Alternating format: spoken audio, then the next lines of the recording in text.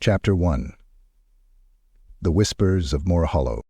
The fog clung low to the earth like a corpse's winding sheet, thick and foul with the stench of rot and long-spilled blood. In the dimming twilight, the village of Steinbrook squatted at the edge of the border princes, like a scab refusing to heal. Crooked timber houses leaned toward one another as if conspiring, their windows shuttered tight against a night that came too soon and stayed too long. The air buzzed with the drone of bloated flies, and the low, feverish murmur of fearful prayers whispered behind locked doors. Inside the cracked chalice tavern, the hearth spat weak, orange light into the gloom. Shadows loomed high on soot-stained walls as the fire guttered low, casting dancing shapes that looked far too much like skeletal limbs grasping for unseen throats. The tavern stank of sour ale, damp straw, and men too weary or too afraid to bathe. At the largest table 4 figures gathered, the dregs of war and wanderlust, drawn together by the same foul whisper, carried on the winds from the east. Morrhollow. A flickering lantern cast a sharp gleam off the witch-hunter's badge pinned to his heavy leather coat. Luthor Voss sat rigid, a man carved from tension and grim resolve. His face bore the pale, sallow hue of one who had walked too close to death for too long, deep lines etched from sun, stress, and sin. Twin flintlock pistols hung at his hips, and across the table he laid out a sheaf of parchment inked with blood-red warnings and old battlefield maps. And to his right lounged Marcello Falci, the Talian duelist with dark eyes like obsidian knives. His long black coat was embroidered with silver thread skulls, and a rapier rested casually at his side, its pommel fashioned into a leering, grinning mask. He sipped wine as if waiting for an opera's curtain to rise, unbothered by the oppressive air. Opposite him sat Derny Blackthumb, a dwarfen engineer whose left eye had been replaced with a polished brass monocle lens that clicked and whirred as he examined the map. His beard was braided tight with iron clasps, and a blunderbuss longer than his arm leaned against his chair, etched with runes of grudges, too old for memory. The fourth was silent, half hidden in her dark cloak. Anya Wren, hedge wizard of the college unseen, smelled of burnt herbs and sweat. Her eyes glowed faintly green in the firelight, and on her arms were inked glyphs that crawled when the light struck them wrong. Luthor spoke first, his voice rough as a shovel scraping grave dirt. Mussolini, Morrhollow. Once a killing field, now a place of whispers and graves that don't stay shut. No patrols go near, no prayers reach it. The locals say it's cursed. I say it's worse. Marcello smirked. A battlefield ghost story? Tell me we're not chasing peasant fables, Voss. They don't bury the dead there anymore. No priest dares walk its soil, Voss replied, eyes sharp. I've seen the signs, graves exhumed from the inside. Pale riders seen at dusk, one without a head, always silent, always hunting. In a headless night, Derny grunted. And what does he do, gurgle at us in angry syllables? Killed, said Anya, her voice soft and ragged. Rips men open and leaves them hanging on their own spears. I've seen what's left of one who wandered close. Flayed, split like firewood. They fell into silence as the wind howled through the cracks in the tavern's walls. A shutter slammed somewhere above, and the flames in the hearth flickered and recoiled. Just then, the door creaked open with a groan that set every hand to weapon.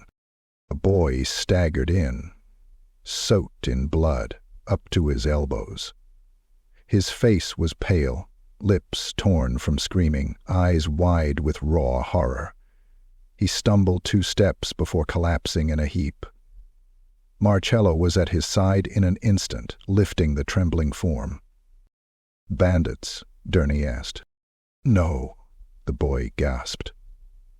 Rider. No face, no head. He came with the mists. They screamed. Gods, they screamed. He pulled Sifan's heart out with one hand. Luther knelt by the boy, pressing his palm to the child's forehead. It was cold, too cold. Death was already curling its fingers. "Where?" the witch hunter demanded. "East. Past the old gallows hill." The mist followed him. It breathed, the boy whispered, eyes flicking upward as though he saw something above them now. It laughed. Then he died. A long silence followed. No one moved. The tavern. Chapter 2. The Old Widow's Tale. The funeral pyre burned hot and fast beneath the blackened trees of Steinbrook's outer yard, where the stench of charred flesh clung to the air like sin on a priest's robe. The boy's body, wrapped in linen and doused with oil, crackled atop the heap, his limbs curling inward like the fingers of a dead spider.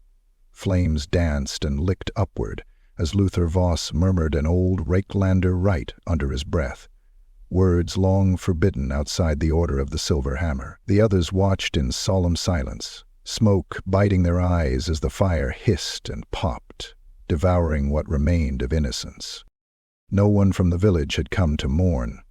Doors stayed barred, shutters closed, and even the old mongrels that roamed the alleys slunk off into the dark without a whimper. Fear hung heavier than the ash. It was Durney who first noticed the figure standing just beyond the pyre's flickering glow, a shape cloaked in rags and shadows, barely more than a smear against the mist. "We've got a guest," the dwarf muttered, gripping the blunderbuss with a gnarled, practiced hand. The figure didn't flinch as the others turned. Instead, it took a slow, dragging step forward, and then another. The firelight caught a face, a gaunt mask of creased skin and sorrow, with hair like straw left too long in a grave. A woman, ancient and crumbling, wrapped in patchwork shawls. Her eyes shone dull and wet, like milky pearls sunk in bruised hollows. "I saw the rider once," she rasped. Her voice was brittle as parchment, scraping the air like a rusted blade. "Saw him ride down my Hendry, when the war was still fresh. I remember the sound his horse made, like chains scraping over stone, like death laughing." No one moved. The fire crackled. She came closer, the firelight revealing deep gashes down her arms, half-healed and weeping, ritual cuts layered over older scars. Anya stepped forward, wary. "Who are you?" "They call me Widow Brenna. Used to be someone, now I'm just the last one who remembers," she said. "You want the horseman's story. You'll get it. But sit, listen close. The ground here don't like when his name is spoken loud." They followed her to a crumbling cottage at the edge of town, half swallowed by twisted ivy and rot. Inside, the air was thick with the stink of mildew, dried blood, and bitter herbs. Fetishes hung from the ceiling, skulls of birds and rodents, bound with sinew and beads. Runes scrawled in chalk stained the walls. Brenna sank into a crooked chair by a cold hearth. Her hands, little more than bone and sinew, folded over her lap. They called him Sir Halbrecht von Kehstadt, a knight of no honor. He rode for coin, not cause. A black charger, armor of spiked iron and a helm shaped like a skull, fought for the Elector Count of Vissemlane during the rebellion of Morrhollow. But when the gold dried up, he turned cloak and murdered his own command. They say he tore his commander from the saddle and dragged him behind his horse until his head popped off like a grape. Marcello scoffed, but Brenna's gaze didn't waver. Kept the head, hung it from his saddle, wore it like a trophy. But Moor doesn't suffer oathbreakers lightly. The priestesses of the Raven Crown, old Moor cultists, caught him on the last night of the war, cast a rite of binding, cut out his tongue, sealed it in an urn, buried his head under the weeping stone, and nailed his body and its armor to a tree with black iron spikes. Turney scowled. Then how the hell is he walking now? Brenna's eyes flicked to the fire. The tree died. And when a tree like that dies, so do the wards. Something dug him up. I saw it. Moonless night, the ground peeled open like an infected wound. He pulled himself from the roots, slow and twitching like a maggot. No head, just black mist pouring from the stump. The room went silent. Then Luther asked, "And the weeping stone?" "In the middle of Morrhollow. War forgot it, but it remembers," she whispered. "You'll know it when you see it. Weeps blood in moonlight. That's where you end him. Bury the head beneath it. Again, seal the rites with fire and blood." "Where is the head now?" Anya asked. Brenna's face creased deeper. "Gone? Stolen? Some fool found the tomb beneath the stone last harvest, thought it held treasure. He never came back. Then came the crash. The window exploded inward in a shower of glass and rotwood. Something huge and black slammed into the door, boom, splintering it off its hinges. Brenna screamed and scrambled back as the horseman's steed burst through, cloaked in mist and fire, eyes burning coal red. The beast reared, shrieking, its mane lashing like smoke. And there he was, a hulking figure, headless and crowned in rusted iron, jagged armor clanking like chains dragged through bone. A black ichor poured from the neck stump in thick jets, hitting the floor with a hissing sizzle. In his gauntleted hands he wielded a flamberge longer than a man was tall, its blade glistening with fresh, wet gore. Morrhollow moved first, throwing a dagger that bounced harmlessly off the armor. Turney fired. The blunderbuss roared and spat smoke, the shot hitting the rider square, but he barely flinched. The horseman swung his blade. It passed through the cottage's central beam like a scythe through wheat.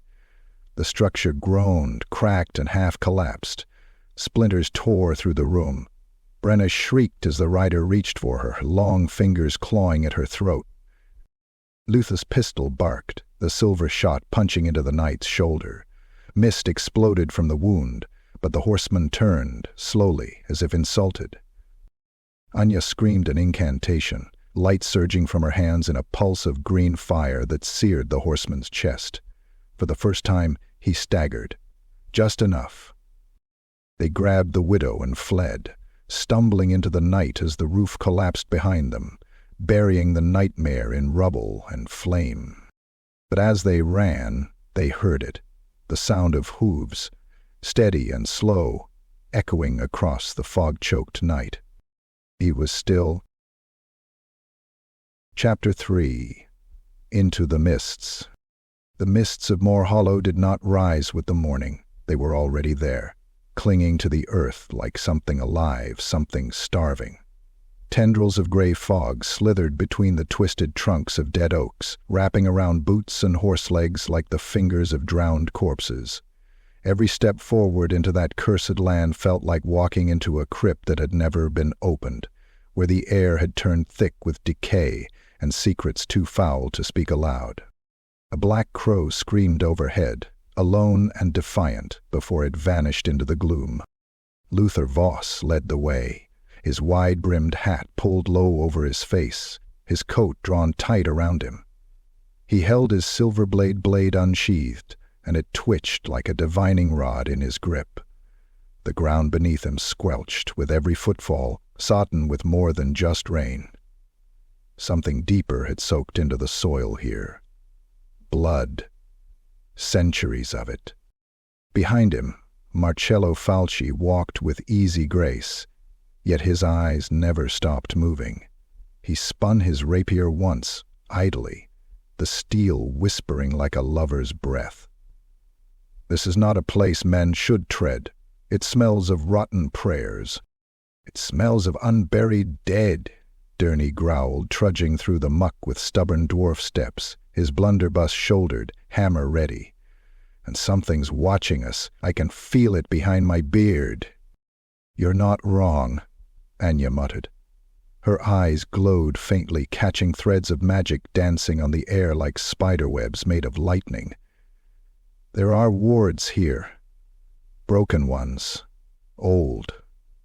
Something shattered them recently, torn them like paper.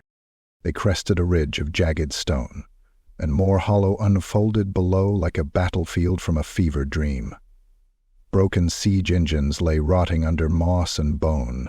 Spears jutted from the earth like iron teeth, many still bearing remnants of impaled skeletons. Helmets rusted to skulls, shields half buried beneath loam, and banners reduced to tattered strips, flapping in a wind that didn't exist. The field was pocked with shallow craters, some filled with black water that reflected nothing at all. Crows watched from the skeletal branches of dead trees, unnaturally still. "Is that breathing?" Morrhollow whispered. It was. The mist itself pulsed, in and out, like the lungs of a sleeping beast. Every inhalation sucked at their skin. Every exhale brought a distant chorus of whispers and the metallic tang of blood on the tongue. As they descended into the hollow, the temperature dropped. Frost formed on their boots and weapons despite the spring air. Then the singing began. A child's voice. Soft, lyrical, wrong. Ride, ride, ride the night. Past the gallows, past the fight, where heads don't speak and hearts don't beat. He comes to claim your soul for meat. Shut your ears, Anya barked. Him. Too late. The song drilled into their skulls, crawling behind their eyes like centipedes. Morrhollow stumbled, clutching his head. Durney roared, blood leaking from his ears. Luthor forced his pistol into his own temple, pressing so hard it left a bruise, but it grounded him. Shapes rose from the fog. First a dozen, then 20, then too many to count. Skeletons in rusted plate, knights without faces. Soldiers with shattered jaws still wrapped in decayed banners. Some dragged their weapons, others carried nothing but the chains that had once bound them. All were eyeless. All moved with the silence of stone. The first charge hit like a landslide. Luthor surged forward, his blade flashing in a brutal arc that severed 2 skulls in one stroke.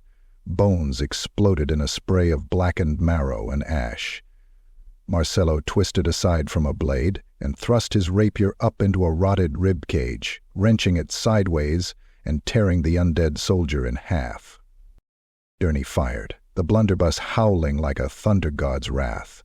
The shot tore through 4 advancing skeletons, sending limbs spinning like thrown dolls. He reloaded furiously, cursing, in Causalid. Anya raised both hands and screamed a word of power that twisted the wind around her. A storm of green fire erupted from her fingertips, curling into the shape of a serpent that swallowed a swath of the dead whole. They burned silently, their bones cracking like kindling. But there were too many. The dead pressed in, relentless. One wrapped clawed fingers around Luthor's neck, and he fired point-blank into its face, splattering bone fragments into the mist. Morrhollow's coat was soaked in blood. His or theirs, it no longer mattered. He spun, stabbed, screamed as a rusted blade scraped along his ribs. Durney went down, tripped by a skeletal leg. 3 of the undead descended on him. He drove his dagger into the eye socket of one, jammed his boot into another's pelvis, but the third, bigger, wearing the remnants of a knight's helm, raised a warhammer high. Then came the shriek. The mist tore open behind them. The horseman rode. His mount's hooves crushed the dead underfoot. The knight himself held no weapon, just clenched fists dripping gore. From his neck spouted a torrent of black smoke, and from that smoke screamed 1,000 stolen voices. The very fog recoiled at his passage. He pointed. Durney froze. Morrhollow lunged and yanked the dwarf away just as the horseman's mount slammed down, splitting the earth. Durney's coat tore. his left shoulder shattered like glass. The horseman reached, and Anya unleashed another spell. This one howled like the souls of the damned, striking the knight square in the chest. His body arched back unnaturally, mist screaming from the wound, and the horseman vanished in a blink, swallowed by the fog. Only silence remained. The undead fell still, then collapsed. Not dead, not destroyed, just waiting. The adventurers stumbled away, bloodied and broken, every step an agony. Luther's voice was hoarse, shaking. "It doesn't fight to kill," he rasped. "He fights to terrify, to break us." Morrhollow wiped blood from his eyes. "He's doing a damn good job."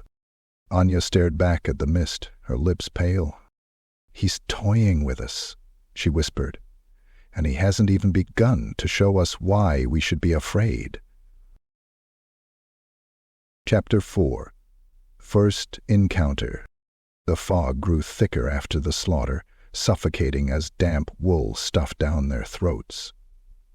The wind died altogether.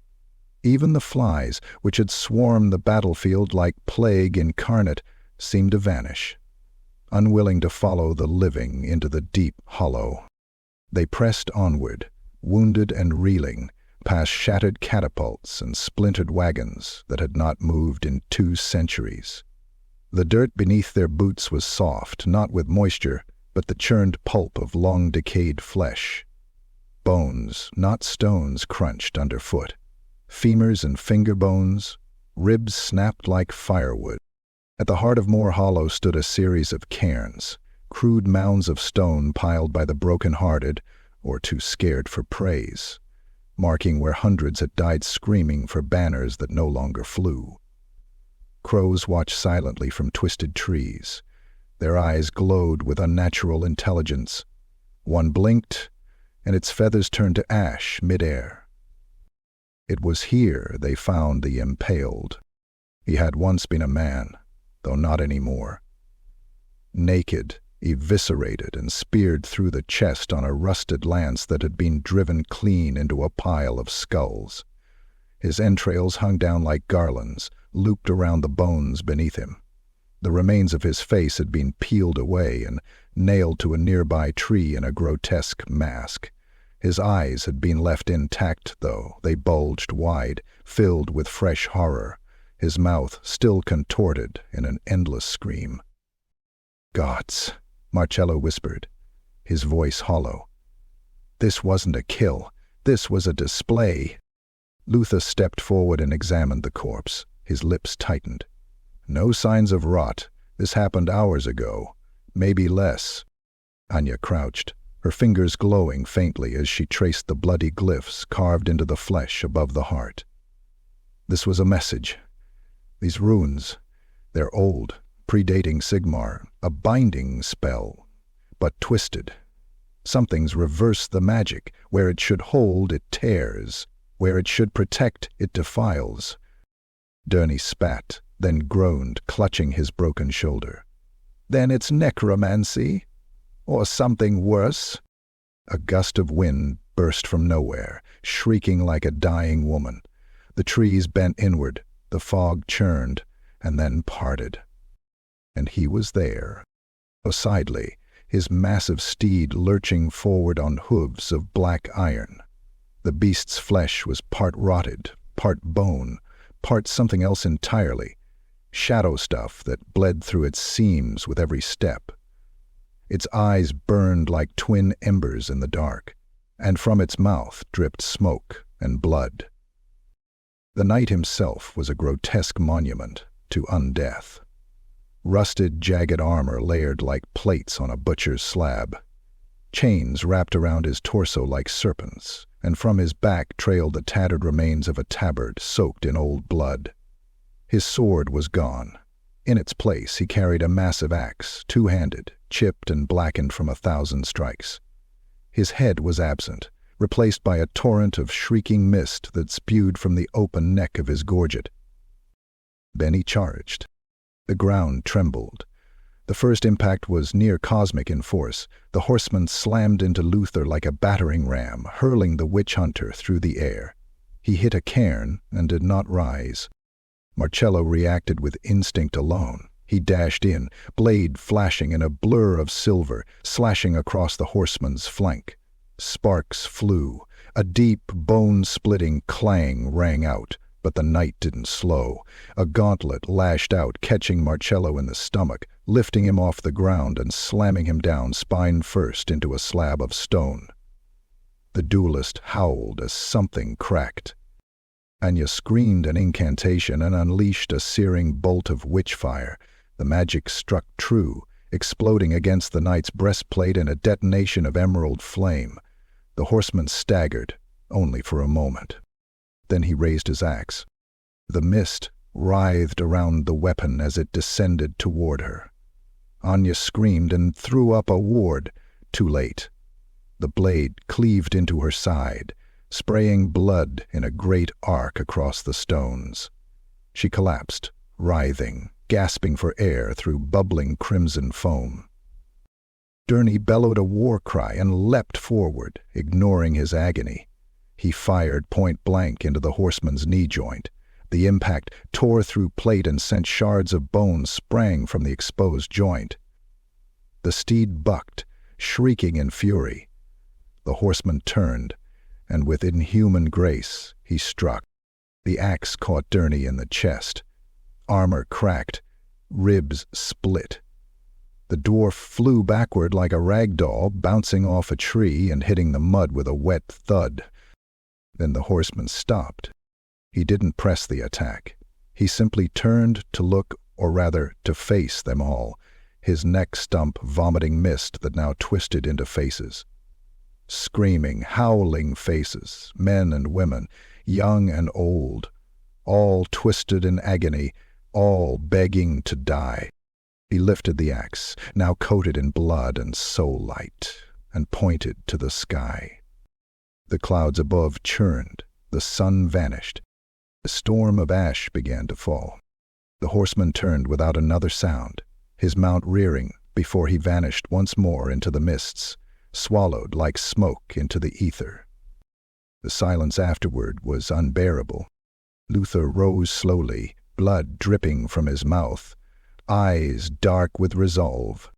"That could have killed us all," he rasped. Morrhollow groaned, barely able to sit up. "Why? Didn't he?" Anya coughed blood and whispered through broken teeth. "Because he wants us to see it. All of it."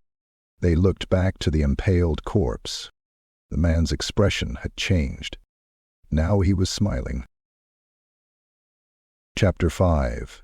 Sanctuary and Strategy. They limped through Morrhollow like ghosts fleeing their graves, shattered in body and soul. The battlefield's breath followed them, that cloying mist, never dispersing, always clinging to the folds of their torn cloaks and bleeding wounds. Every crow cawed in judgment, every shadow mocked their retreat, and above it all, the whisper of hooves lingered in the wind, just out of reach. Waiting, watching. It was Anya who spotted the crumbling spire rising from the gloom, half swallowed by the dead trees, an ancient chapel of Mor, long abandoned.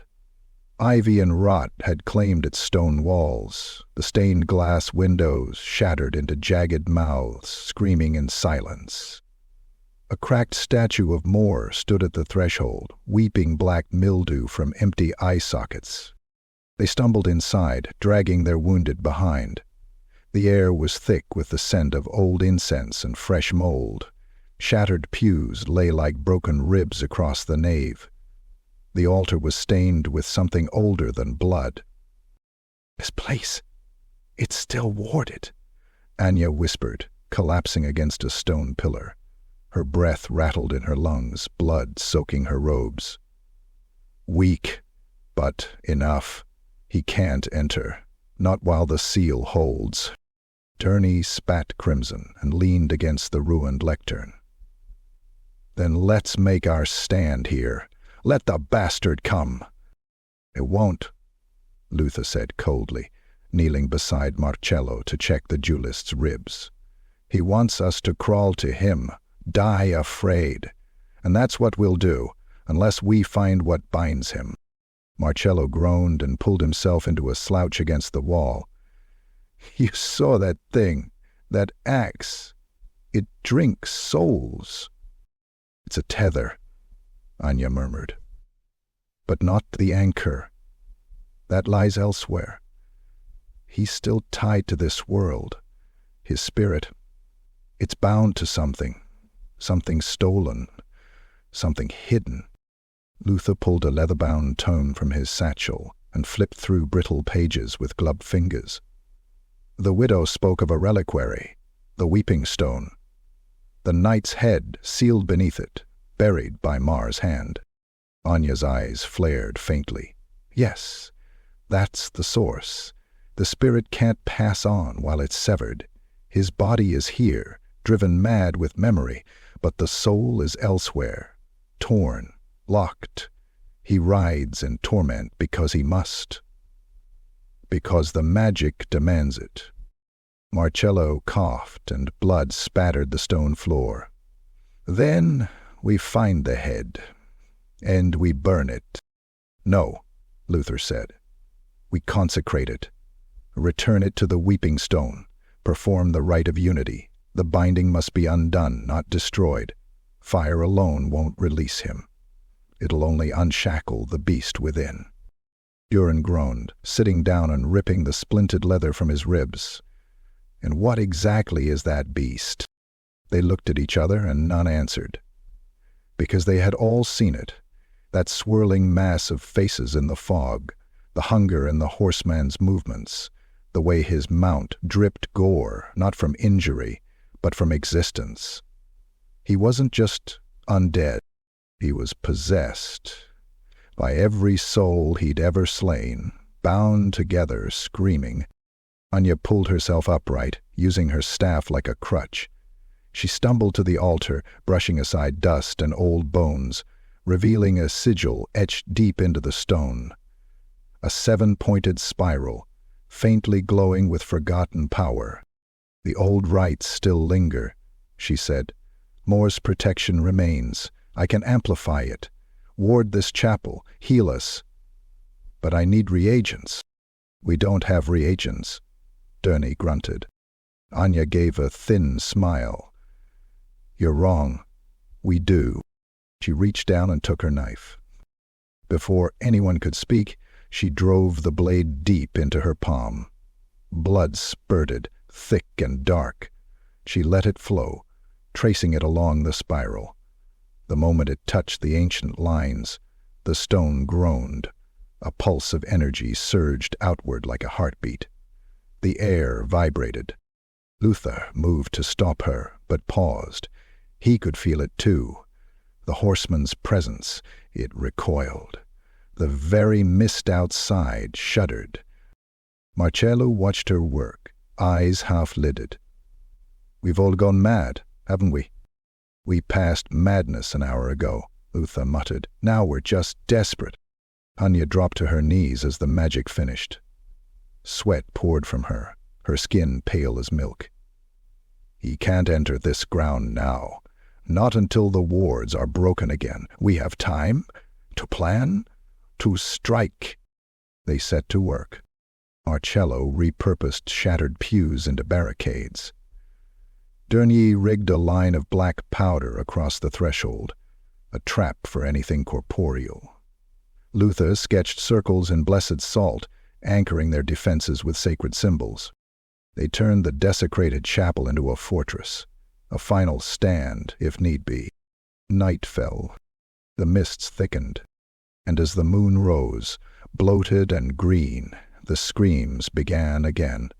Far off, dozens of voices, hundreds, wailing, weeping, chanting. "He's coming," Anya said, eyes closed, blood crusting on her skin. "Let him," Luther whispered, cocking his pistol. "We'll be ready." Chapter 6. The Broken Brotherhood. Dawn in Morrhollow was a mockery of light. The sun did not rise, so much as it bled weak illumination through a veil of poison clouds. Fog still blanketed the land like a shroud, pale and sickly, tinged green by Morrholow's eerie glow. The adventurers emerged from the chapel half-rested, half-crippled, haunted by the horseman's distant howls that had pierced the night like nails driven into the soul. Luther led them east, guided by fragmented memories and blood-streaked pages from an inquisitor's journal found years ago in the ruins of a Sigmarite library. He believed one of the ancient knightly orders that once served Mor had survived, the Brotherhood of the Raven Crown. If a single brother yet lived, he might hold the key to breaking the horseman's curse. The journey into the wild foothills beyond Morrhollow was merciless. Every step uphill was like treading on the bones of the earth, sharp, jagged, and eager to bleed. The mist thinned, but only slightly, and what replaced it was worse.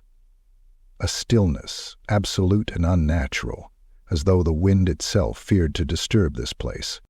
They reached the old keep by dusk. Once it had been a sanctuary. Black banners still hung from broken turrets, stitched with the crown of ravens in faded silver thread. Its gates were long torn open, doors rotted into splinters. Vines choked its walls like veins bulging from the skin of a corpse. Inside was death. Not fresh, but close. The grand hall lay in ruin. Corpses in rusted armor slumped against pews and shattered altars. Some had slit their own throats, their blood long dried in thick rivulets down stone steps. Others had been torn apart, rib cages split open like burst fruit, skulls smashed to pulp, limbs hung from the ceiling in grotesque effigies of penance. Morrhollow crouched beside one mutilated knight whose entrails had been wrapped around his own neck. This wasn't slaughter, he murmured.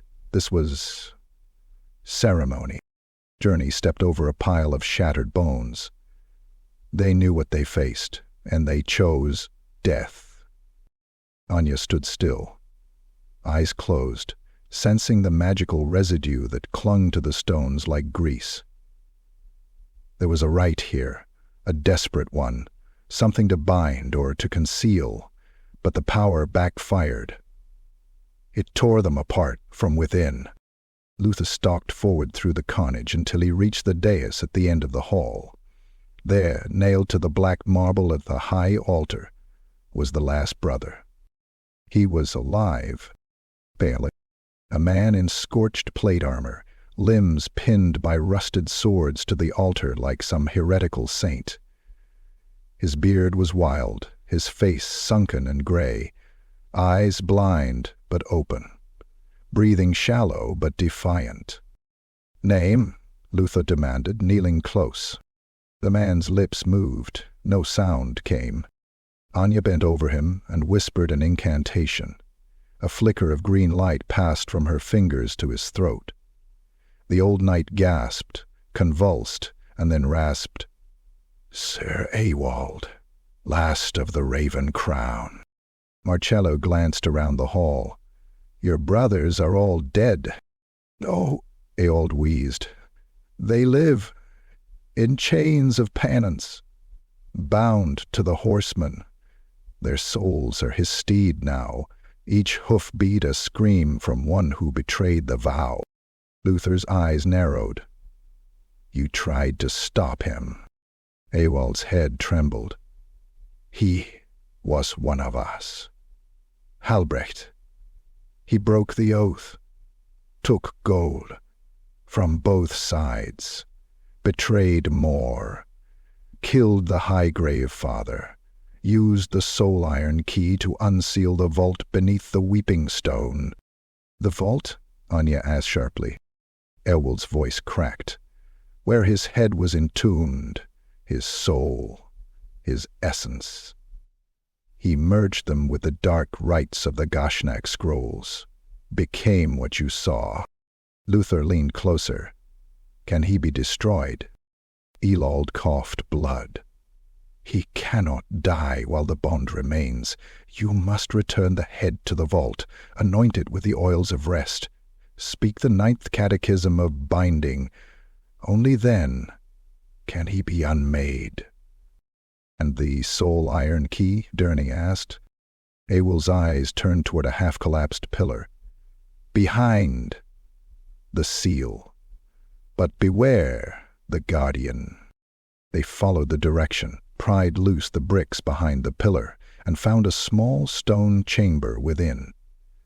At its center lay a chest, wrapped in chains, carved with sacred runes.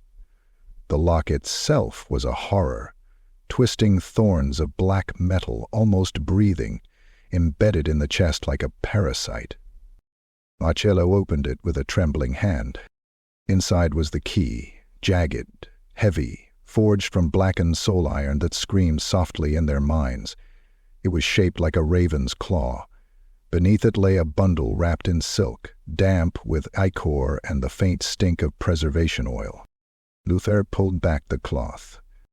A human head stared up at him, eyes open, mouth sewn shut. Skin pale, unmarred, preserved by ancient rites. But as they looked, the eyes twitched and moved. Anya nearly dropped her staff. It's still aware. Suddenly, the air grew cold. From the back of the keep came a dragging wet sound. Chains. Luther looked toward the hole. We're not alone. The walls trembled. From the darkness emerged the guardian. It had once been a knight, but now it was bloated with undeath. Armor fused into its flesh, the face melted, eyeless, a gaping hole where its jaw had been torn away. Chains hung from its arms and legs, tipped with hooks still wet with blood.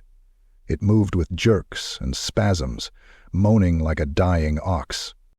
The party braced for battle. Durney fired first, his shot slamming into the creature's chest, blowing apart ribs and chain links. It barely noticed. The abomination surged forward, its hooked chain flailing, wrapping around Morrhollow's leg. With a roar it yanked, lifting him into the air and slamming him into a column. Bones snapped, blood sprayed.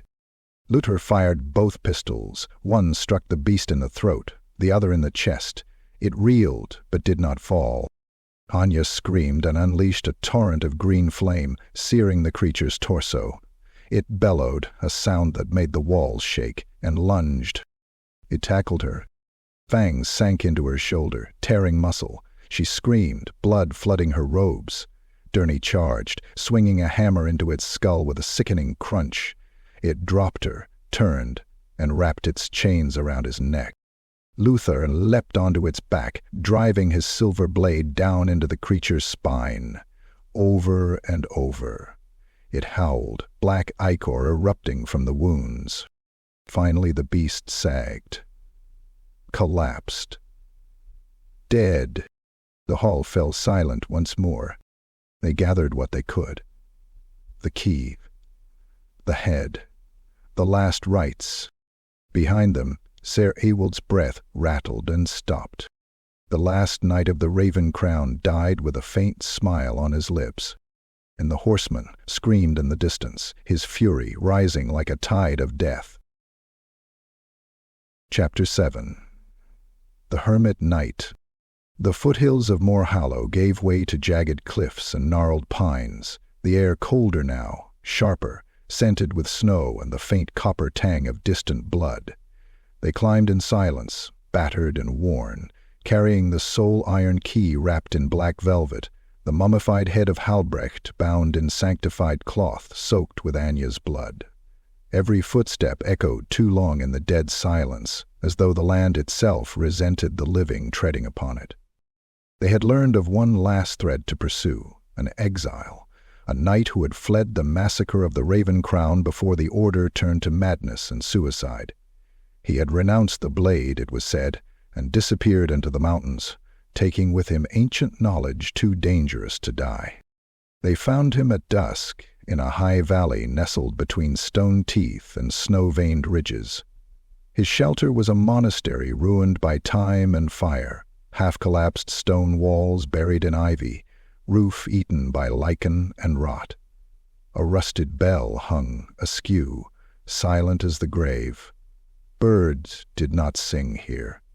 The wind whispered like breath over bone. They approached with care, weapons sheathed but ready, eyes sharp for any movement. Luther was the first to see him, a figure seated in the shadow of a broken pillar, still as a statue, face shrouded beneath a threadbare cowl.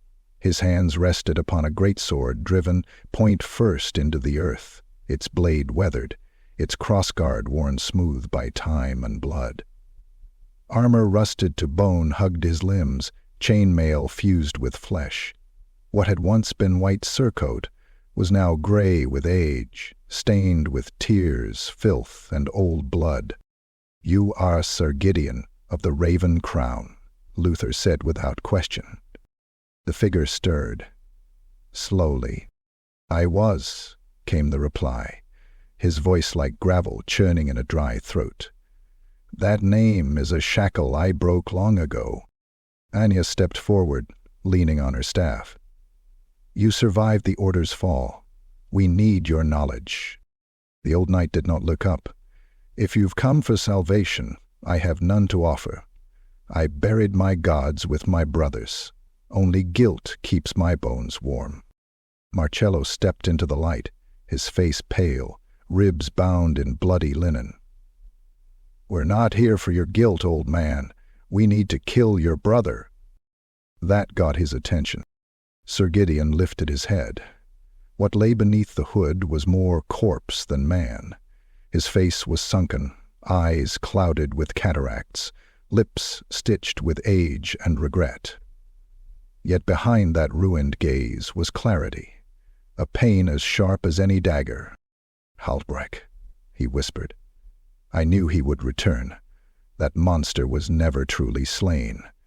His soul was a wound in the world, stitched shut but festering." Anya unwrapped the bundle.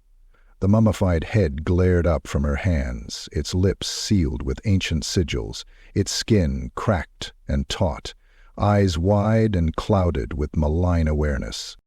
Sir Gideon recoiled. "You brought it here?" "It's the only way," Luther said. "The key, the right, the vault beneath the weeping stone." Sir Gideon's breath caught. "Then the horseman rides again." Outside, thunder rumbled without lightning. "I was his second," Gideon confessed, rising slowly. His bones cracked like dried twigs. "I followed him, loved him, even when the darkness took him. He offered me immortality. I refused. So he killed the others, left me to rot with the shame." Durney glowered. "Then redeem yourself. Help us end him." Gideon reached for the greatsword. As his hands closed around the hilt, something shifted in the air. A tension. A subtle warning, like the held breath of a hunter poised to strike. "I will help you," he said, "but you must first survive what guards the path." The mountains shook. Snow tumbled from the cliffs. The ground split. From the gorge behind the monastery erupted a thing of horror, neither beast nor man. A construct of vengeance and hate, forged in nightmare. It had the torso of a knight fused with the body of a warhound, its armor etched with glyphs of heresy. Its head was a cluster of screaming faces, fused together in agony, eyes dripping ichor, mouths chanting a death hymn. Luther dove aside as the creature pounced, crushing the stone where he had stood. Morrhollow slashed upward, driving his rapier into its flank. It hissed like molten lead, but it did not bleed. Instead, it howled with all its mouths, a sonic wave that threw Anya to her knees, clutching her ears as blood poured from them. Durney fired. The shot struck one of the heads, obliterating it in a spray of bone and black mist. The other faces screamed louder, their song doubling in volume. Gideon stepped forward, great sword lifted, and brought it down in a cleaving arc. The blade severed the creature's spine with a crack like thunder. It fell twitching, then began to re-knit. "No," Anya gasped. "It feeds on pain. We have to banish it." She drew sigils in the air, blood from her ears dripping onto her fingers. Green light erupted from her staff, forming a circle of burning glyphs. The creature shrieked, convulsing, crawling toward her. Uther drew his pistol and shot out its remaining eyes. Anya screamed the final word. The glyphs exploded inward. The creature was sucked into a void of screaming souls and vanished. Silence returned, thick and unnatural. Gideon dropped to one knee, breathing hard. "You are stronger than we were," he said. "Perhaps this time Morrhollow will be cleansed." He stood gripping his sword. "Then come. I will lead you to the vault. And together we shall bury a monster." Chapter 8. Descent into the ossuary. The weeping stone loomed ahead like a tooth of the gods, jutting from the earth amidst a grove of skeletal trees that bled from their bark. The clearing surrounding it was deathly silent, carpeted in leaves the color of dried scabs, the ground slick with moss and long coagulated blood. The stone itself was a monolith, 20 feet tall, veined with cracks that oozed a dark, viscous fluid. Faces seemed carved into its surface, some faint, some screaming, some so fresh they looked as though they'd been pressed into the rock just moments before. Rain had begun to fall, not water, but a bitter drizzle that stung the skin and reeked of sulfur and grave oil. Morrhollow hung bloated in the sky above, its baleful green light giving the entire glade a sickly hue, like the inside of a festering wound. Sir Gideon stood before the stone, his greatsword planted in the earth. "Beneath lies the ossuary," he said. "The crypt vault of our order. Only the bearer of the soul iron key can open it." Luther approached, the key held tightly in his gloved hand. It pulsed in his grip, warm, thrumming like a heart submerged in black water. He pressed it into a socket near the stone's base, one so precise it might have been shaped for the key itself. There was a sound, a groan of shifting stone, and a hiss like exhaling corpses. The weeping stone split down the center, and the ground yawned open beneath it, revealing a spiraling staircase cut from bone and onyx. No light reached into the abyss below. They descended. One by one, torchlight flickering, the sound of their footsteps muffled by the blood-stained steps. The further they went, the colder it became, not just in temperature, but in essence. It was as if they passed into a world where warmth had never been born. The ossuary spread out before them, a vast underground sanctum of skull-lined walls, towering bone pillars, and crypts marked with sigils of ancient power. The dead watched them from sockets long dry, and the air buzzed with whispers too faint to understand, yet persistent. An eternal lament. They passed altars crusted in black wax and congealed fat, urns that moaned softly when touched, and bones arranged in grotesque murals, saints pierced through the heart, knights crucified upside down, priests sewn into the ribs of sinners. The entire ossuary was a sermon of horror. Anya paused at one archway. "There's necromantic energy here, but it's passive, held in check by ancient rites." Sir Gideon nodded. "The seals hold still, but they're weakening. His presence above fractures the bindings. We must act quickly." They reached the inner sanctum, a domed chamber built of rib cages, its ceiling formed from a single, titanic skull, perhaps a dragon, perhaps something older. In its center stood a dais, and atop it a coffin carved from obsidian and trimmed with gold. Its surface was engraved with curses and prayers, interwoven into a lattice of protection. "The vault," Gideon said, "where his soul was sealed. You must return the head, but be warned. The guardians will not suffer intruders. As if summoned by his words, the walls shook. Bones tumbled from niches. The dead awoke. Armored revenants clambered from their crypts, some with flesh hanging in strips, others nothing but skeletons in rusted plate. Their eyes burned blue-white, and they raised weapons as old as kingdoms. 12 of them arrayed in a circle around the dais, the Order's last defenders. The recess they attacked. Uther fired the first shot, blowing a revenant's jaw clean off. It kept coming. Morrhollow ducked beneath a mace swing, then drove his rapier upward through the base of a knight's skull, twisting until the thing convulsed and dropped. He barely had time to parry a second blow before being tackled to the ground. Durney unleashed a thunderous blast from his blunderbuss that scattered bones across the chamber.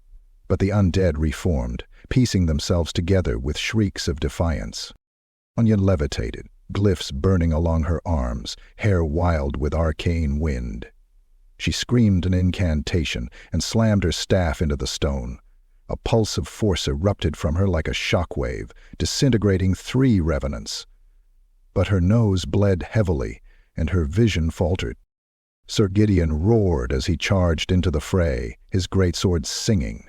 He cleaved through one revenant, then a second, each strike powered by guilt centuries old. His blade glowed with the last blessing he had ever dared ask from Morrhollow. But they kept coming. One drove a halberd through Durney's thigh. The dwarf howled, swinging wildly with his hammer, caving in the revenant's skull before he could twist the blade. Morrhollow was bleeding from a gash across his scalp, blood in his eyes as he fought like a cornered beast. Luther reached the dais, the mummified head cradled in one arm, the key clutched in the other. He laid the head atop the obsidian coffin. The chamber screamed. Not a sound, but a force. A psychic shriek that tore into their minds. Visions flooded their skulls. Hallbrecht at the height of his cruelty, riding over fallen comrades, laughing as he disemboweled prisoners, dancing with madness as he smeared blood across his armor like war paint. The guardians froze, then fell to one knee. The soul recognized its vessel. Anya chanted, her voice breaking. By the binding of Mor, by the death that sleeps, we return the soul to the vault. Let the past be chained. Let the monster know rest. The sigils on the coffin flared. The head dissolved into ash, drawn into the coffin. The revenants howled one last time, then collapsed, their bones disintegrating into dust. Silence fell once more. Sir Gideon dropped his sword, kneeling before the sealed coffin. It is done. He is no longer complete. The horseman rides with fury, but he is wounded. His soul now sleeps. You can defeat him. Luther nodded, blood dripping from his chin. No, he said, we will defeat him. And somewhere far above, in the choking fog of Morrhollow, the Headless Horseman screamed. A sound not of pain, but of fear. Chapter 9. The Unholy Pact. Night returned like a lid snapping shut over the world, drowning Morrhollow in pitch and whisper. From the fissures in the land and the mouths of buried crypts, a foul wind rose, tainted with coppery rot and the stench of ruined sanctity. The silence was no longer empty, but expectant, as if the soil itself waited to open and swallow the living. They emerged from the ossuary with blood in their mouths and pain in every limb, each one of them gaunt, eyes hollow, spirit fractured but unbroken. Sir Gideon was last, leaning heavily on his blade, more ghost than knight. Behind them, the weeping stone had sealed once more. The soul of Hallbrecht was entombed, but his body still roamed, and now it was hunting. They had barely reached the tree line before the mist changed. It thickened suddenly, not like breath or fog, but smoke, greasy and hot. It stung the eyes, stuck to skin, and carried a new scent, charred flesh and spoiled wine. Then came the laughter. It slithered from the darkness like a snake sliding between teeth. Wet, mirthless, and then he stepped from the trees. Not the horseman. Another figure. He was tall, thin, and dressed in crimson robes that writhed as though stitched from living things. A dozen medallions hung from his neck, each one a different symbol of chaos: Khorne's skull, Tzeentch's eye, Slaaneash's coil, and the fly mark of Nurgle, worn with equal reverence and mockery. His face was covered by a golden mask shaped like a grinning theater mask, its lips locked mid-lip. His voice was a melody of wrath. "Aha, my beautiful fools, you've done so well. The key turned, the soul sealed, the old rites sung with trembling lips. And now the fruit is ripe." Luther raised his pistol. "Who are you?" The figure bowed deeply, arms spreading like a conductor, inviting a symphony of screams. "I am Chorazin, and I bear many names. Architect of sorrow, keeper of the unbound sigil. But today, you may simply call me the heir of Halbrecht's will." Marcello stepped beside Luther, rapier gleaming faintly.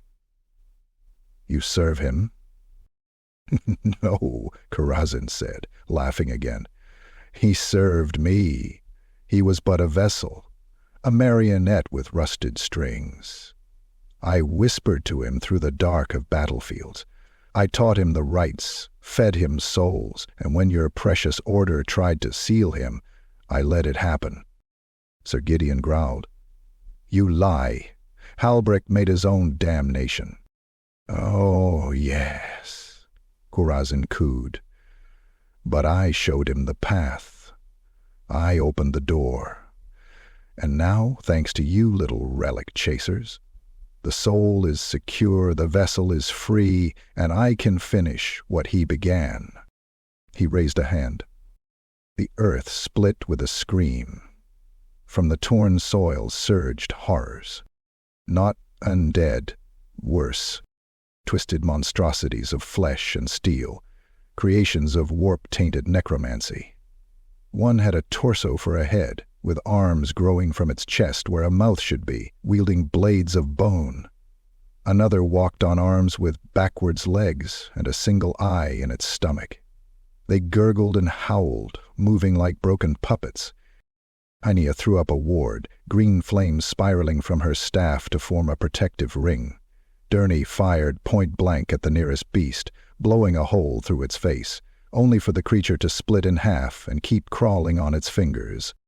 Sir Gideon charged into the fray, sword flashing like lightning. He split one beast in two from shoulder to groin, ichor spraying over him in gouts that hissed against his armor. Another latched onto his arm and bit through chainmail into flesh, but he roared and crushed its skull underfoot. Marcello fought like a dying god, whirling through the chaos, carving bloody lines into monstrosities with elegance born of desperation. He took a cut to the side that spilled his guts halfway out, but he held them in with one hand and kept swinging. Luther moved with grim efficiency, unloading pistol after pistol, blades slashing between shots. One abomination grabbed him by the leg and began pulling him toward a maw of rusted teeth. Anya screamed an incantation, and a bolt of green fire seared the beast's face away in a burst of vaporized bone. Chorazin watched, arms raised, exulting in the carnage. "Yes, give me more! Suffer! Burn!" Then Anya screamed a forbidden word, an incantation stolen from the Black Pyramid itself. The air tore open, and a spear of pure death magic struck Chorazin in the chest, driving him back. His mask cracked. He shrieked in agony, stumbling. Sir Gideon seized the moment. He charged the sorcerer, roaring, sword raised high. Chorazin retaliated with a wave of darkness that caught the knight full in the chest and flung him backward into a tree with a sickening crunch. Bones snapped. The sword clattered from his hand. But Sir Gideon did not stop. He crawled, broken, bleeding, teeth shattered, dragging himself toward Karazhan. "It will not take him," he croaked. Karazhan raised a clawed hand, talons glowing with power. And Luther shot him in the back. The Chaos Sorcerer staggered. Anya chanted another spell, burning runes into the earth. Morrhollow, gut hanging loose, lunged one last time and drove his rapier into Corazín's gut. The mask shattered. Behind it was a face not of flesh, but of screaming souls, hundreds of them, writhing, clawing to escape. Karazhan shrieked as they poured forth, his body collapsing inward, consumed by the very power he had sought to master. The horrors vanished with him, howling as they were dragged back into the abyss. Silence returned. Morrhollow collapsed, blood pouring from his wound. Anya rushed to him, hands glowing. "Don't you dare die, Thailand!" Sir Gideon lay dying. Lucire knelt beside him. "I failed him," the knight gasped. "But you didn't. You bought us time," Luther said. Sir Gideon smiled, eyes glassy. "Then perhaps, or will forgive me." And he died. Above them, the wind changed, and the sound of hooves returned, closer, angrier. The Headless Horseman was coming, and this time he was alone. But he was complete. Chapter 10. Shadows of the Past. They buried Sir Gideon beneath the twisted boughs of a dead tree, his sword driven point first into the earth, helm resting atop the hilt. No rites were spoken. Anya's voice had cracked from too many invocations, Luther's faith too far gone, and Durney had no gods left to curse. Morrhollow, pale and barely stitched together, placed a coin on each of Gideon's eyes and muttered something in Thailand. Whether a prayer or a curse, no one asked. They moved on in silence, the land around them darkening by the hour. Morrhollow changed. The earth, already blighted, twisted further. Trees wept red sap that hissed when it touched flesh. Stones split with no sound. The mists, once cloying, were now thick sheets of shadow that pulsed like lungs. The wind did not blow. It whispered, called, begged. They began to see things. At first just flickers, faces in the fog, eyes blinking in moss, then more vivid. Soldiers, long dead, walking parallel to them, eyes hollow, chests open like butchered livestock. Children hanging from invisible nooses between branches, heads twisting to follow their every step. They did not speak of what they saw. Then came the echoes. They stumbled into a clearing half swallowed by ash, and suddenly the world shifted. They were no longer in the present. Instead, they stood upon Morrhollow as it had once been. The fog had peeled back to reveal a battlefield in motion, thousands of soldiers locked in a massacre of steel and madness. Flags burned, men screamed, wept, fought. Banners of Whistleland clashed with those of breakaway lords, their colors now forgotten by history. The stench of blood was overwhelming. And through it all rode Sir Halbrecht. He was alive in this vision, whole and terrible. His armor gleamed obsidian, polished to a mirror's sheen, blood running down its grooves like rivers of wine. His face, uncovered, was cruel and handsome, lips fixed in a sneer, eyes cold as winter stone. He laughed as he rode down his own men, skewering one on his lance and trampling a second beneath his warhorse's hooves. He dismounted to face his commander, an old man with gray in his beard and tears in his eyes. The man dropped his blade. "Please," the commander said. "You swore an oath." Halbrecht smiled, and then cut him in half with a swing so savage the body barely realized it was dead before it collapsed in two steaming halves. The vision snapped.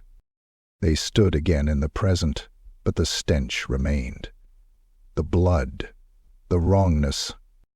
"His soul is fighting," Anya whispered, trembling. "Tearing through time, trying to reassert itself." They pressed on and found themselves at Gallows Hill. Once used to hang deserters, the hill was now bare but for dozens of broken nooses swinging from trees that had never been planted. The ropes twitched without wind, and every one of them ended in a severed head, fresh, blinking, weeping. As they climbed the slope, the hallucinations worsened. Luther saw a child's face, his sister, long dead of plague, screaming beneath a collapsing roof. Ernie saw his old forge, his family burned alive by greenskins, their faces twisted with blame. Anya saw herself, standing over a battlefield, hands slick with magic and murder, eyes black, robes soaked in the blood of innocence. The image whispered, "You did this. You liked it." Morrhollow saw his father, spitting in his face as he was exiled from his house, yelling, "You'll die forgotten, gutterborn." Each step was agony. Each step was a wound. Then they reached the summit, and he was there. The Headless Horseman stood beside the gibbet post, his steed rearing silently behind him. No mist, no theatrics, just presence. His body smote with shadow, armor blackened with blood and something darker. In his right hand he held a new weapon, a glaive forged from bone and grief, etched with runes that writhed like maggots. And in his left hand, his new left hand, he held his own head. Halbrecht's preserved face, stitched shut, eyes open and furious. The head's mouth ripped itself apart at the seams and screamed. A wave of pressure flattened them to the ground.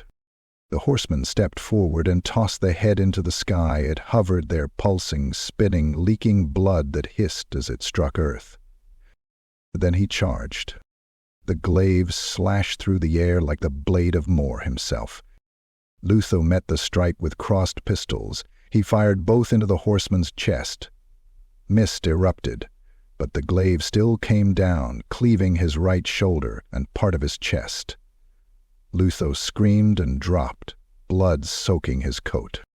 Ernie roared and threw a bomb. Fire bloomed around the horseman, momentarily blinding him. Morrhollow sprang from the smoke, blade dancing. He struck 6 times in a blur, his rapier finding gaps in armor, driving deep.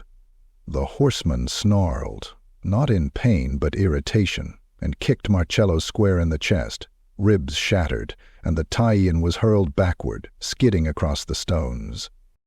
Anya unleashed her full strength. She screamed a spell so ancient it bled from her throat. Glyphs carved from raw death magic spiraled toward the floating head, binding it in chains of green fire. The head fought, biting at the chains, shrieking like a newborn god of torment. The horseman roared. His body began to split, shadows pouring from the seams, leaking voices, memories, horrors. Each footstep became a tremor. His glaive sliced the air toward Anya, and Luther, broken and dying, intercepted it with his last pistol. Not by shooting, by driving the barrel directly into the horseman's stomach and pulling the trigger. The glaive struck, cutting deep into Luther's side, but the horseman reeled. Morrhollow, coughing blood, dragged himself to his knees. "Jor," he wheezed. "Worth." Anya screamed the final word. The chains constricted. The head exploded, not into gore, but into light. The horseman stopped moving. For a moment he simply stood. Then he collapsed, armor falling piece by piece like the shedding of some unholy chrysalis. And beneath it all, there was nothing. No bones, no corpse. Only ash. Ash and the silence of something ancient, finally, irrevocably gone. Chapter 11. The Horseman Hunts. The ashes of the horseman scattered on the winds like burnt paper, weightless, directionless. Yet the world did not exhale in relief. Morrhollow remained cloaked in mists so thick they swallowed the sky. The clouds above twisted into unnatural shapes, curling in on themselves like charred petals. The land did not quiet. It held its breath. Luthor lay still beside the gibbet post, his chest ripped open from shoulder to sternum. Blood bubbled from his mouth with every rattling gasp. Anya knelt beside him, her fingers pressed into the wound, trying to stem the tide of life pouring from him. Her magic flickered, weak and erratic, as if even the winds of magic were uncertain. Morrhollow crouched nearby, one arm limp and broken at the elbow, his body wrapped in blood-soaked linen and pain. Gurney stood watch, both hands trembling, not from fear, but from the sheer toll of what they had survived. He clutched his hammer so tightly his knuckles bled. "We killed him," Anya whispered, though the words felt hollow. Luthor coughed, the sound thick and wet. "Not." The ground beneath them shifted. No, not shift, shivered, as though the very bones of the earth had begun to tremble in anticipation. A distant rhythm began to echo across the veil. Offbeats. Slow. Deliberate. Unearthly. Anya stood, pale and wide-eyed. "That's not possible. The soul was sealed, the vessel destroyed." Morrhollow spat blood. "Then who in Mars' black name is that?" From the tree line emerged a new shape, wreathed not in mist but in night, pure unbroken shadow that refused light and absorbed sound.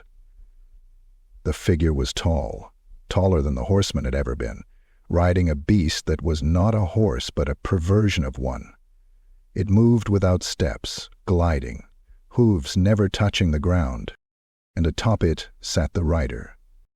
His armor was new, not rusted or shattered, but sleek and sharp like sculpted obsidian, trimmed in bone and brass. His chest bore the inverted sigil of Mor, cracked and bleeding. His glaive was longer now, its blade a shard of midnight, forged from the void between stars. And in his helm, eyes, not sockets, not nothingness, eyes burning with the soul fire of every life Halbrecht had taken, every spirit consumed, every oath broken. Anya backed away, stumbling. No, that's not him. That's something else." Luthor tried to speak, failed, then grabbed Anya's wrist. His voice was barely a whisper. "He made a pact with whatever came after." The rider raised his weapon, and the world screamed. The hilltop exploded in force. Rocks tore free from the ground and hurled themselves skyward. Trees snapped like twigs. Wind surged in every direction, howling with the voices of the damned. It was no longer mist. It was a maelstrom of souls, clawing and shrieking and wailing. Morrhollow was thrown backward, down the slope, bouncing and skidding until he came to rest, coughing violently. Blood leaked from his ears, his nose, his eyes. Gurney stood his ground. He roared and hurled his last black powder charge into the vortex, followed by his hammer. The explosion briefly tore open the maelstrom, revealing the rider's true form. A corpse, wrapped in armor forged from screams, its chest a pulsing maw of souls, its arms ending in barbed claws. Its glaive was now a part of its body, grown from bone and shadow, trailing threads of viscera and madness. It did not bleed. It hungered. The rider surged forward, faster than any mortal mount. In a blink he closed the distance. His glaive struck Gurney mid-shout. The dwarf's body split in two, bisected from shoulder to hip, his scream ending in a wet, gargling hiss. His corpse hung suspended for a moment before both halves tumbled apart, steaming. Anya screamed and unleashed a volley of magic, her hands ablaze with spectral fire. The rider raised his arm and absorbed it. The magic vanished into his armor, leaving only the sound of laughter, not Hallbreck's. This was older, deeper, the kind of laughter that should never be heard by human ears. Morrhollow, half crawling, reached Luther. Luther forced his remaining arm to move, pulling a rune blade from his belt, his final weapon. "Take it," he hissed. Morrhollow's eyes widened. "It's a suicide run." "Ears," Luther said, grinning through the blood. "Be glorious." Morrhollow stood, his spine crackling as he rose, the rune blade glowing blue yek, with power drawn from every drop of justice left in the world. He screamed and charged the rider. The glaive came down. Morrhollow dodged. He slammed the blade into the rider's exposed side, into the soul maw. The rider screamed, an inhuman sound of death denied. The rune blade exploded with light, bursting the maw open, spirits escaping in torrents of smoke and light. Morrhollow twisted the blade deeper. The rider shattered, not into ash this time, but into glass, his body breaking into shards that fell like hail, each one screaming as it fell. The glaive crumbled, the steed vanished, and the maelstrom died. Only silence remained. Anya collapsed. Luther stopped breathing. Morrhollow, staggering, fell to his knees, and the last echoes of the rider's laughter faded into nothing. Chapter 12. The Relic Unleashed. The silence that followed the second fall of the horseman was deeper than death. The wind ceased, the forest hushed, and even Morrisleep above seemed to dim, as though the very moon mourned what had been unleashed. The air was thick with smoke, not from fire, but from burned-out magic, the residue of severed souls and shattered fate. Morrhollow knelt among the remains, the rune blade half melted in his hand, its edge now dull and cracked. His body was broken, ribs caved in, left eyes swollen shut, fingers bent at unnatural angles. Yet he was alive, breathing, bleeding, enduring. Anya stumbled toward him, her face pale as parchment, blood dripping from her ears. She had used too much magic, pulled from veins too deep. Her robes were scorched, her staff split in half, and yet her eyes still burned, not with power, but with fury. They reached Luther's body together. The witch-hunter lay where Morrhollow had left him, eyes closed, lips parted, skin pale and soaked in crimson. Anya pressed trembling fingers to his throat. Nothing. Then, a twitch. A breath, shallow and rattling. "He's alive," she whispered, shocked. "Barely." Morrhollow knelt beside them and pressed his palm to Luther's chest. Blood bubbled between his fingers. "He'll bleed out within the hour." Anya shook her head. "No. There's still one chance." She reached into her satchel and drew forth a scroll bound in black twine and sealed with the mark of the Amethyst College. The parchment hissed in the air like a snake uncoiling. "The rite of soul-stitching," she said. "It binds life to the vessel. It's forbidden." Morrhollow met her gaze. "Use it." She nodded, then cut her palm with the shard of her broken staff and let the blood drip onto the scroll.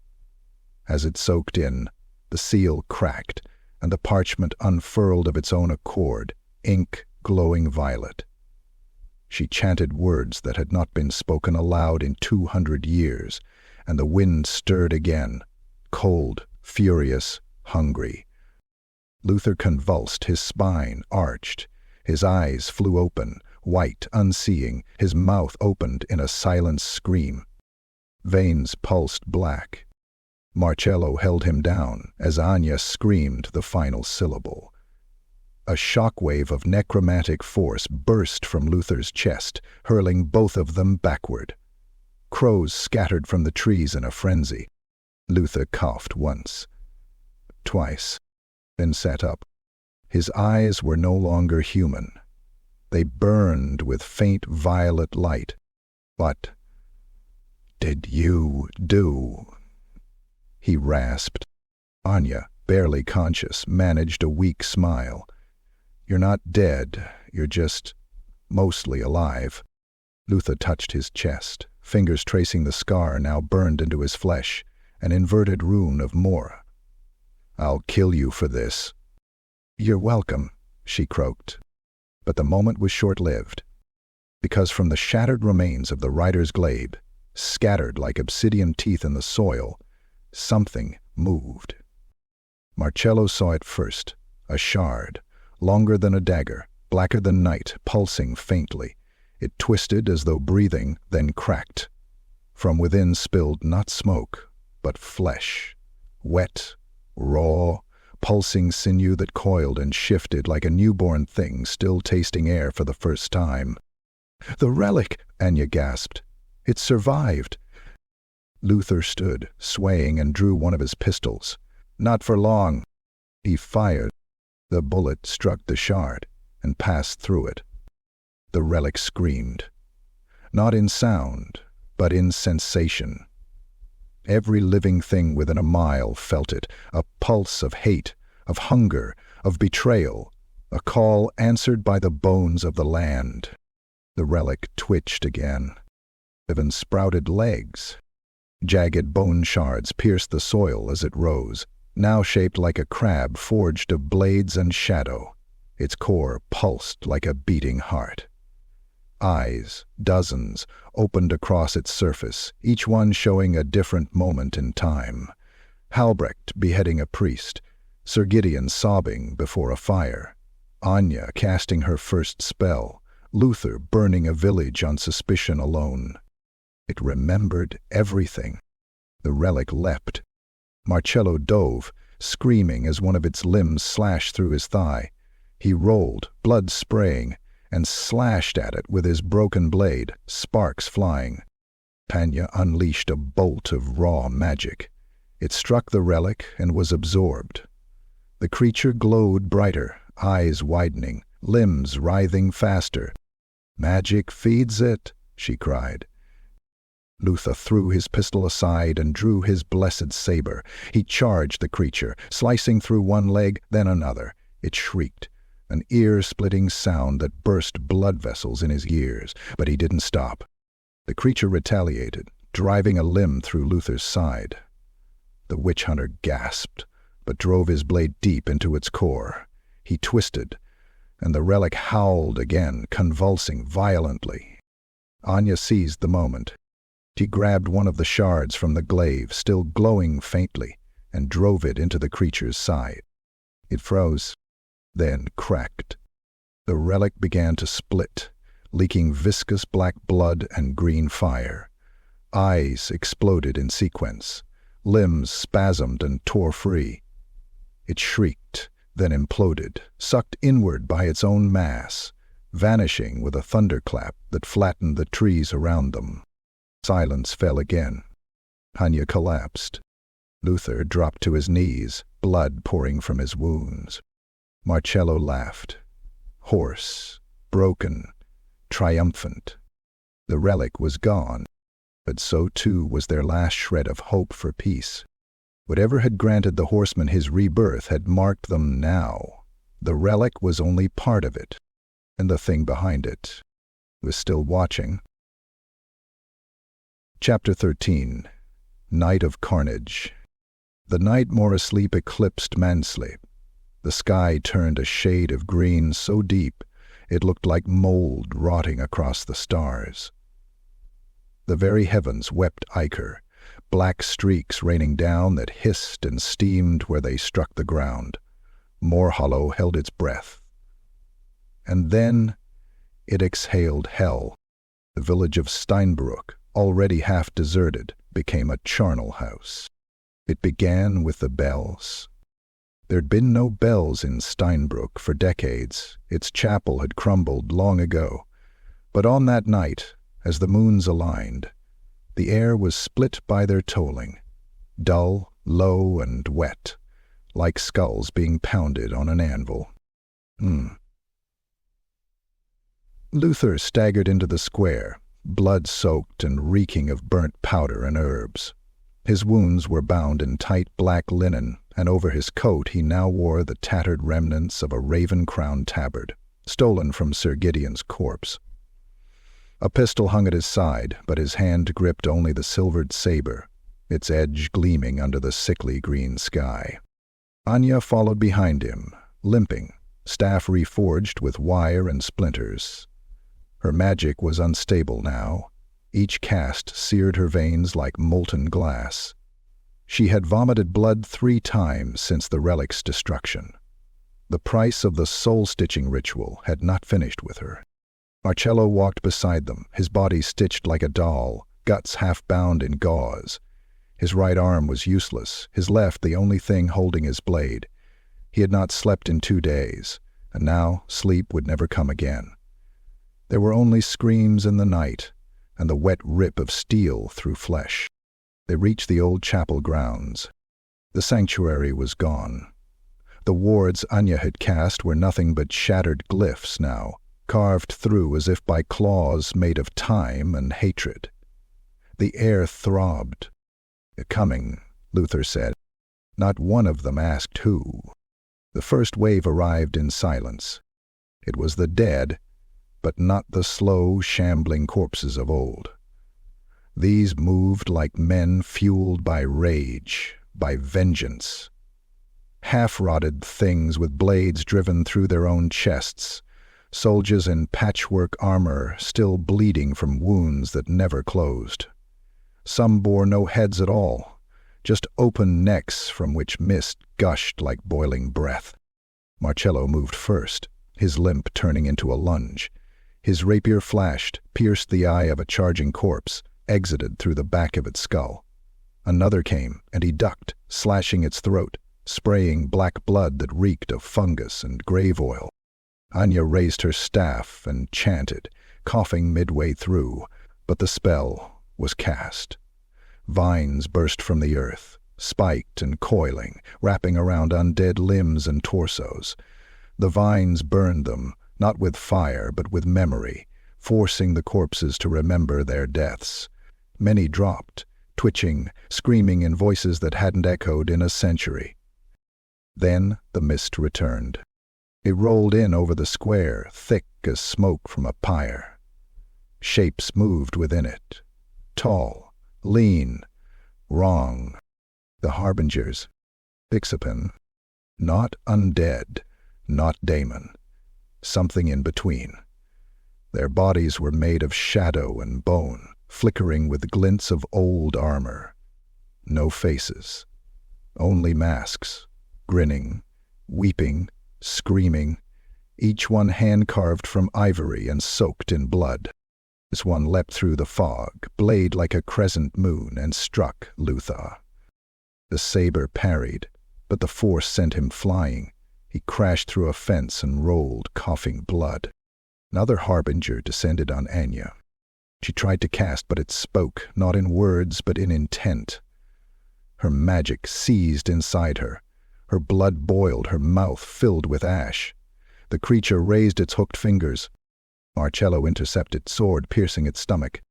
It looked down, not in pain but surprise.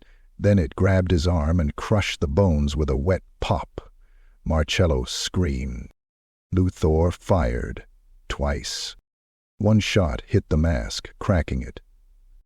The other blew the creature's hand off. Anya found breath and unleashed. The harbinger was consumed in green flame, screeching as it evaporated, mask melting into bone and shrieking vapor. But more came. From the hills. From the forest. From the mists. Hundreds. The dead returned in droves, their mouths sewn shut, their hands bound in rusted chains. Some carried pieces of themselves. Others bore their own heads like relics. The horseman's army. The tide. Luther stood in the center of the square and lit the fuses.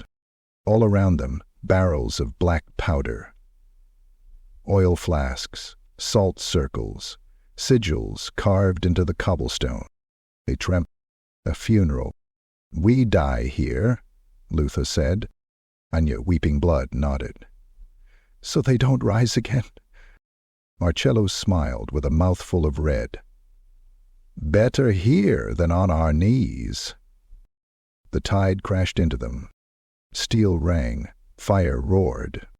The square exploded. Undead were hurled skyward, their limbs tumbling like straw dolls. Harbingers shrieked as salt and silver burned through them. The screams were deafening. The night turned white. And still they fought. Luther on his knees, stabbing with broken blades. Pleasure from every one of them. Her brothers touched him in pieces, Anya channeling raw death through her own artery. Morrhollow slashing blindly, surrounded by corpses, the light gone from his eyes, the grin frozen on his lips. The carnage went on until there was nothing left to stand, until the dead lay still, and dawn tried weakly to return. But Morrhollow did not sleep. It awaited. Chapter 14. Duel at Dawn. The first light of dawn broke like a wound in the sky, casting the ruins of Steinbrück in a sickly orange that barely pierced the smoke and lingering mist. The village was unrecognizable. Half the buildings flattened, the others scorched black. Blood painted the cobblestones in thick streaks, congealing in the gutters like tar. The square was a graveyard, though no one had yet dug the holes. They had survived. Barely. Morrhollow sat propped against the stump of a shattered statue, his sword still gripped in one hand, the other arm hanging useless. His body was a mosaic of cuts, bruises, and punctures, each breath a rattle of wet pain. His once black coat was now red, sticky, and shredded. Across from him, Anya crouched beside Luther, who lay unconscious, face pale as wax. The soul-stitching had kept him alive, but he was slipping. Too much blood lost, too many wounds reopened. She whispered soothing words to his still form, but there was little comfort in her voice. Her own eyes were red with burst vessels, her lips blistered from arcane backlash, her fingers blackened at the tips from overcasting. She had burned through herself to stop the horde, and there wasn't much left. But they weren't alone. The mist stirred again. A figure approached from the edge of the ruined village, emerging as if from the folds of the world itself. A rider without a horse. A knight without heraldry. His armor was blood-stained and shattered, one pauldron missing, helm dinted, and he held a sword unlike any other. A jagged, scorched thing wrapped in old prayers and dried sinew. It hummed with soul energy, and the very air recoiled from its presence. The Headless Horseman had returned, but now he bore a head, his own.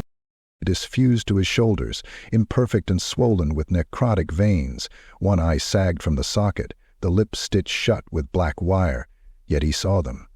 He felt them. His rage radiated in palpable waves. He didn't speak. He pointed his sword at Morrhollow. A challenge. Morrhollow grunted, coughed blood, and rose. "You want me, bastard? You'll get me." He stepped forward, ignoring Anya's cry. His steps were slow, deliberate, dragging slightly where his knee had torn. But he stood tall, blade in hand, every inch a duelist prepared to die with style. The horsemen advanced. They met in the center of the square, amidst ash and corpses, beneath a ruined gallows that still swayed in the breeze. The duel began with silence. Morrhollow struck first, thrust low, feint high, then sweep to the left. The horseman parried with inhuman strength, knocking the rapier aside and retaliating with a swing that shattered stone as it missed. Morrhollow rolled under the arc and slashed at the knight's back, carving a shallow wound that leaked black ichor. The horseman didn't flinch. He turned and drove his fist into Morrhollow's ribs, lifting him off the ground.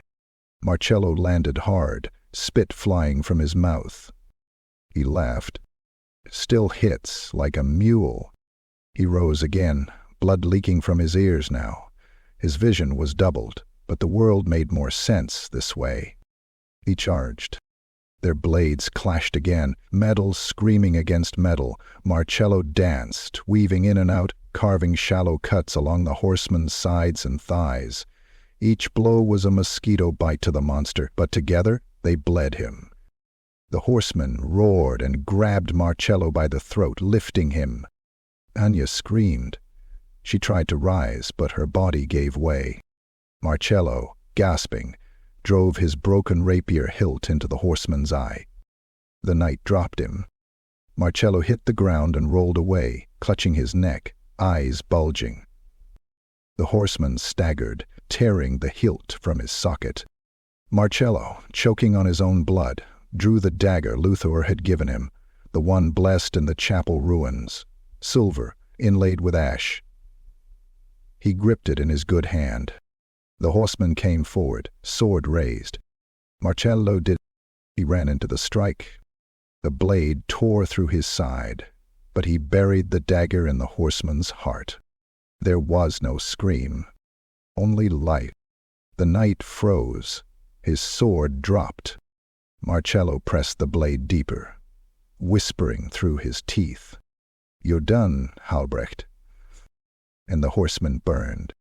His body erupted in ghost light, a column of green and white and violet, streaked with soul fire. His flesh cracked. His armor turned to dust. He reached for Morrhollow, not to strike but to hold, as if begging him to stay. Then he was gone, ash on the wind. Morrhollow collapsed beside the dagger, blood pumping from the gash in his gut. Anya reached him minutes later, crawling. He smiled at her. "That'd win." She wept and nodded. Morrhollow's eyes softened. "Good," and closed, and did not open again. Chapter 15. The curse lifted. When the last breath left Morrhollow's lips, the sky above Steinbrück seemed to shift, not with thunder or flame, but with stillness so profound it rang louder than any bell. The mist receded, reluctantly, bitterly, drawn back into the crevices of Morrhollow like an old god swallowing its own shame. The moons remained high, but their light no longer bled green, just silver, cold, impartial, fine. Anya sat in the mud, her hands cradling Morrhollow's blood-warm head in her lap, the dagger still pulsing faintly beside his body. Her fingers trembled as she brushed matted hair from his brow, whispering words not of spells but lullabies. Songs she had once heard from a mother she could no longer remember. They sounded strange and hollow now, the voice of a woman barely clinging to herself. Luthor stirred, groaning as he pushed himself to a sitting position, his chest wrapped in fresh bandages, skin sickly pale. He coughed and spat blood. Then he saw Morrhollow. He said nothing. He just bowed his head. Dawn finally broke in earnest, and the light revealed carnage beyond imagination. The entire village of Steinbrück was gone, flattened. Bodies, charred and contorted, lay where they had fought. Some were soldiers of the Raven Crown, long dead but drawn back by Albrecht's hunger. Others were villagers, mad cultists who had welcomed the horseman's return. Some bore the symbols of chaos etched into their skin. Others had no faces at all, just raw meat where belief had once lived. The relic's ash remained in a tight circle around the gallows stump, now charred black and split down the center. From the ruins of the chapel, crows emerged, not cawing, but silent, their wings dusted in frost, their eyes bright and watching. Luthor stood. His joints protested, his breath wheezed, his hand shook as he picked up the shattered saber from the ground. "He died free," he muttered, mostly to himself. "He died right." Anya looked up. Her eyes were raw. "It's over." "No, Lathor said, "It never ends." He turned and began the grim work, the cleansing. He doused the bodies in oil from what stores remained, wooden barrels found in the ruined smithy. Then he set them alight, one by one. Undead, villager, knight. All the same now. Their flesh turned to smoke, their sins evaporating into the morning chill. By noon the sky was choked with gray. Anya burned the relic pieces herself. She drew a circle of bone dust around them, chanted 3 invocations of finality, and then crushed each one beneath her staff. The ground swallowed the remains whole, and from that spot no grass would ever grow again.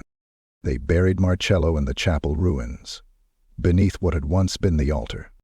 Luther carved a grave marker from broken stone. Morrhollow Falchi, duelist, scoundrel, hero, died so others could forget. Anya placed his sword, cleaned and gleaming, atop the grave. The wind carried no laughter. That night they sat together beneath the stars, real ones, unmarred by warp light or madness. They didn't speak much. There was too much to say, too much lost. But the silence was no longer oppressive. It was peaceful. In time they would part ways. Luther would return north, to the cities, to root out cults and burn heresy with a grim new purpose. Anya would vanish, swallowed by the winds of magic, her name whispered among hedge circles and hidden colleges as one who had stood where even gods faltered. But before that they stayed. One night, one fire, one last breath of peace. And deep beneath Morrhollow, far below the weeping stone, the sealed vault pulsed once more, not with threat, but with rest. The oath was complete. The Headless Horseman would ride no more.